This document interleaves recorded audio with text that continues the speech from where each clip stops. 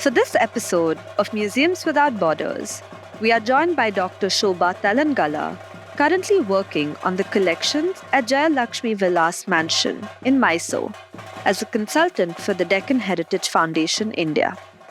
Her interdisciplinary research spans the oral and material cultures of ritual and narrative practices, with a focus on southern India, particularly Karnataka. In today's episode, she'll talk us through the significance of two ritual bronzes from distinct living traditions: a Daiva Radhane breastplate from the Museum Rietberg and a Thayyam breastplate from the MAP collection. Welcome back to another episode of Museums Without Borders.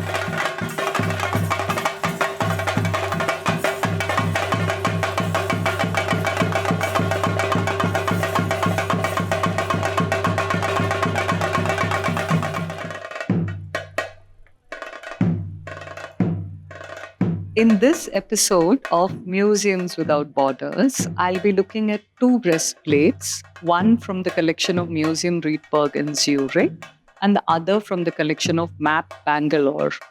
These ritual bronzes were created within two distinct living traditions, Thayyam of Kerala and Bhuta Aradhane or Daiva Aradhane of Karnataka. When I say living tradition, I mean a form of worship which is more than 1,000 years old and continues to flourish in shrines and sacred spaces across caste and community boundaries.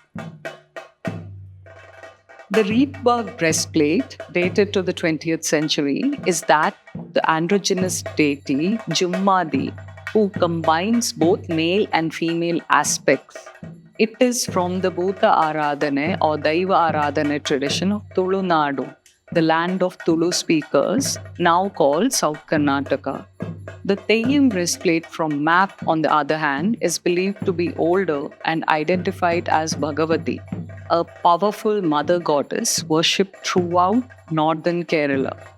Separated by regions, these objects share a common thread: their association with the possession ceremony of divine beings of spirit origin, called Bhuto or Daivo in Tulu and Daivam or Thayyam in Malayalam. Daiva Aradhane or Bhuta Aradhane as well as Thayyam are both popular systems of religious worship, as the deities directly address the concerns of the community, making them relevant in the present. Spirit worship and possession traditions such as these were and continue to be regarded as primitive. They were often dismissed as black magic and were described as devil worship by the British. For the devotees, however, the Daivo or Daivam are divinities, the spirits of their ancestors, heroes and heroines, wild animals, as well as gods and goddesses. According to myths, this worship moved from Tulunadu to northern Kerala many centuries ago. Bhuta Aradhane and Thayyam are therefore similar yet different. For instance, both include oral ballads and spectacular rituals of sacrifice and possession involving masks, swords, and sacred anklets. Bhuta Aradhane is rooted in the Tulu language, and the rituals that take place around shrines called Sana or Sthana are flexible, using a wide range of materials. The Pardana or the tail of the deity reflects Tuluva social and cultural beliefs. On the other hand, the Thayyam that takes place at the Sthanam or Kavu, a sacred space, includes a totem, which is a tail of the deity in the Malayalam language. It describes a Daivam within the social norms of North Kerala. These localized references are what makes them different and distinct. During the public and participatory possession ceremonies, the spirit is invited into the body of the medium. The right to embody the divine rests with specific communities who are also the custodians of these ritual practices. When the breastplate is tied on to the chest of the man who has this right to embody the deity, he becomes a Daiva or Daivam, a godlike oracle who settles personal and community quarrels, he pronounces judgment, and he safeguards devotees. These bronze plates are therefore an important ceremonial object that enable the transformation from a man into a divine being. Both these plates have some features in common. They are three-dimensional and ritual bronzes made in the lost wax technique by local artisans who are known as Moochari in Karnataka and Musari in Kerala. Another important shared motif is the hood of the cobra. It's visible in all ritual material since both these religious systems have elements of serpent worship.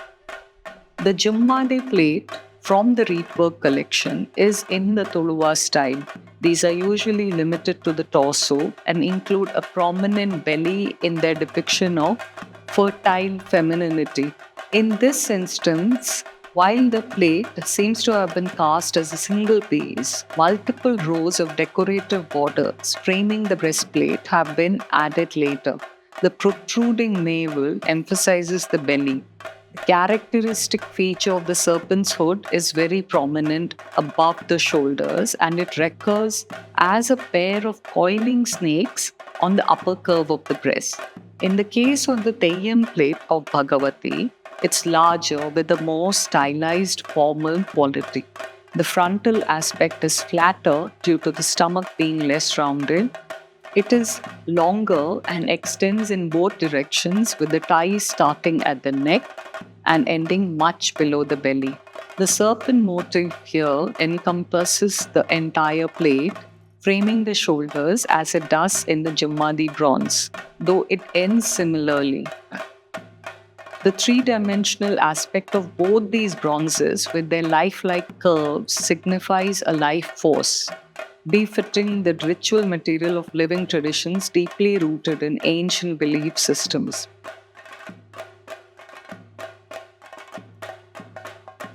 These annual ceremonies continue to be important public affairs. At the smallest, they can involve a rural family at an all-night gathering, and at the largest, most of an urban district can be seen participating alongside the national highway in broad daylight.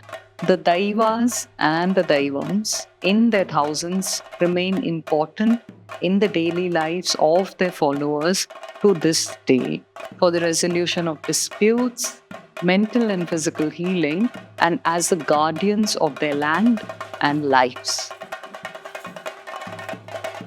In examining these two breastplates side by side, we uncover the connections and distinctions between them, revealing the power of ritual material rooted in ancient belief systems. Join us next time for another dialogue in a new episode of Museums Without Borders. Check out our channel for more such episodes, and don't forget to like, share, comment, and subscribe.